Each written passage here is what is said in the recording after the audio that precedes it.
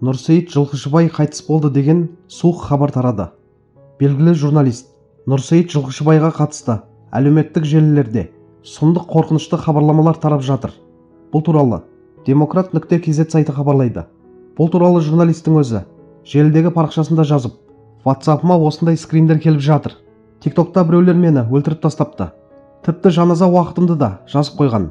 Тірі жүргенімізді көре алмайтындар да бар екен ғой.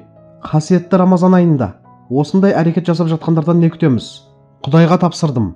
Қазақ адам өзгеге өлім тілегенше өзіңе өмір тіле демей ме? Деп мәлімдеді. Қадірлі көрермендер, мынау енді шектен шыққан нәрсе екен. Тірі адамды өлтіріп, жаназа уақытын жазу әзіл де емес, хайп та емес. Әсіресе Рамазан айында осындай әрекет жасау мүлде түсініксіз.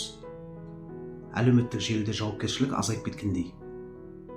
Адамдар экранның ар жағында отырып алып, ойына келгенді жаза беретін сияқты.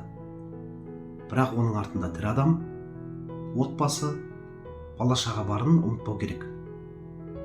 Нұрсейіт Жылқышыбайдың сабыр сақтап, Құдайға тапсырдым деуі де дұрыс шығар. Ондай арандатуға эмоциямен жауап беру де оңай емес. Жалпы, біреуге өлім тілеу, өздеріңіз білесіздер, адамның өзіне жақсылық келмейді. Әркім сөзінің салмағын түсінсе екен.